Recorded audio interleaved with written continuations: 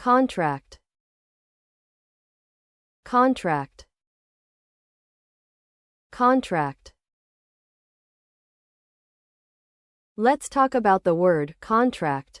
As a noun, a contract is an agreement between two or more parties that creates a binding legal relationship, outlining terms and conditions related to something like work, goods, services, or property. In common usage, you'd often hear it in situations where people are making official promises, such as hiring someone for a job, buying or selling a house, or renting an apartment. For example, after reviewing the contract, I decided not to sign.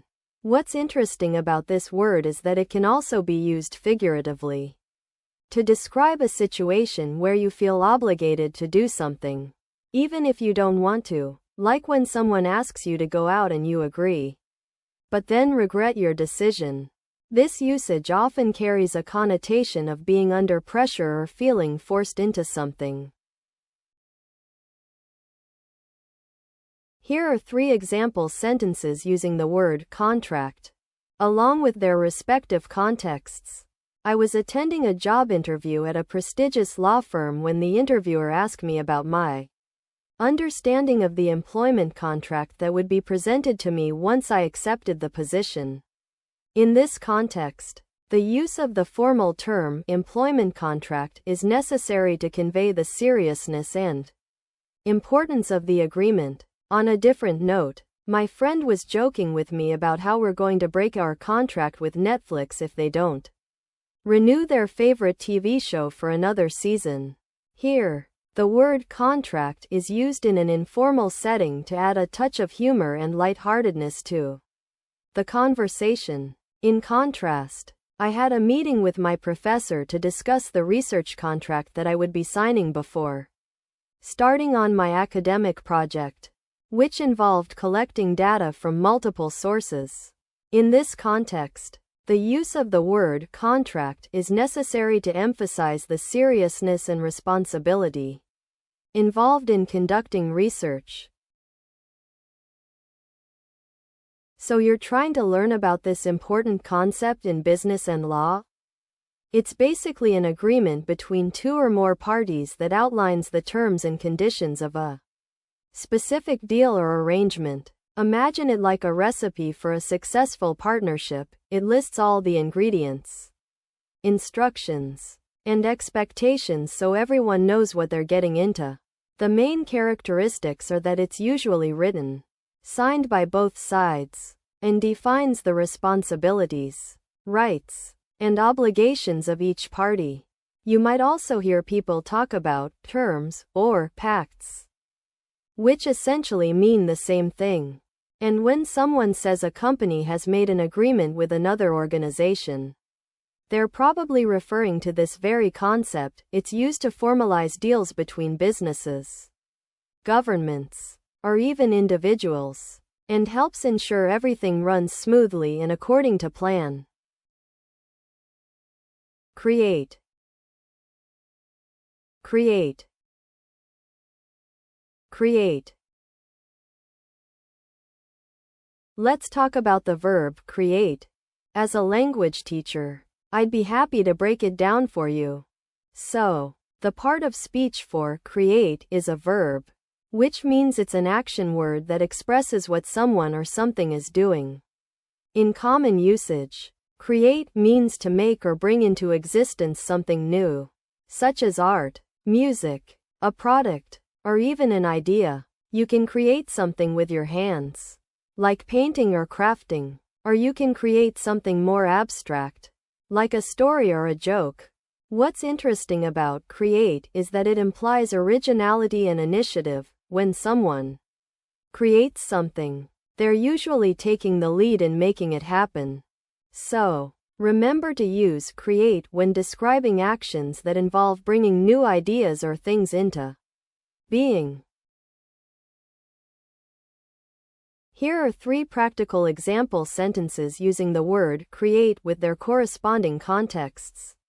In a formal setting, such as a university lecture or a professional conference, You might say, the new educational program aims to create a comprehensive understanding of modern economics among students. This sentence showcases the word create in an academic context, where it implies the development of knowledge and ideas.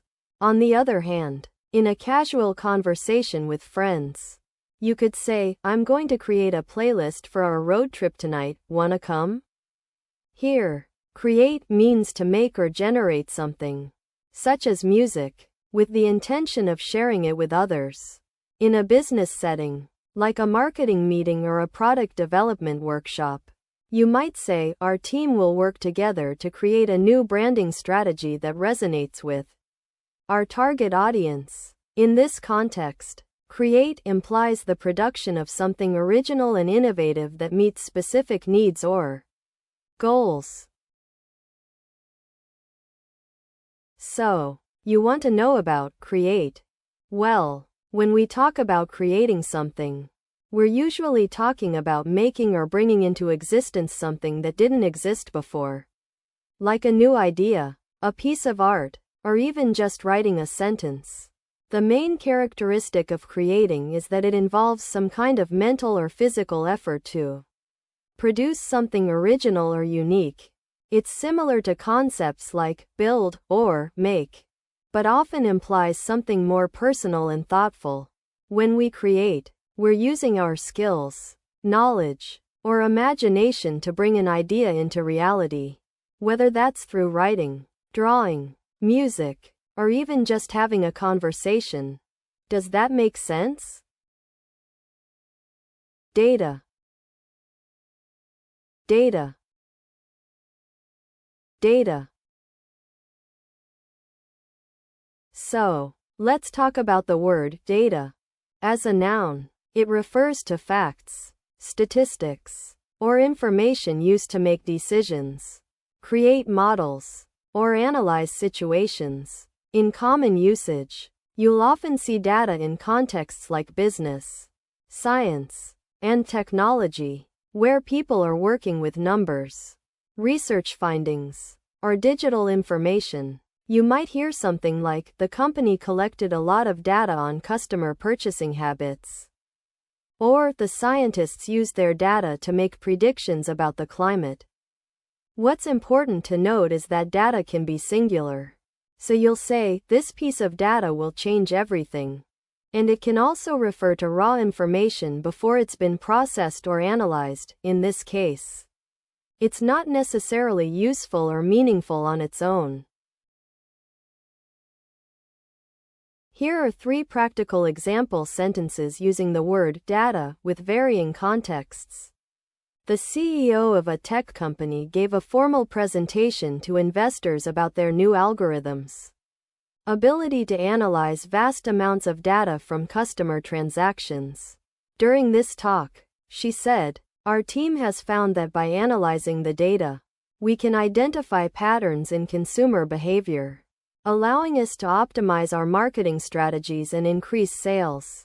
Meanwhile, over lunch with friends at a trendy cafe, one person mentioned their favorite TV show's data-driven approach to plot development, explaining, I love how they use data from social media and online trends to inform the writer's decisions on character arcs. It really adds depth to the story.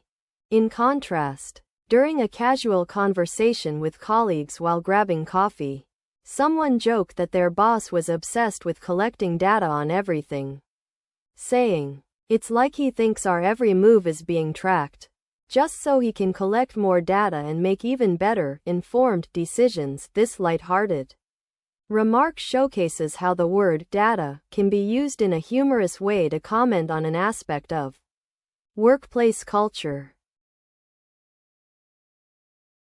So, you want to know what this thing is that we use every day? It's basically information about something, like numbers, words, or even pictures, that's stored in a way so it can be used over and over again.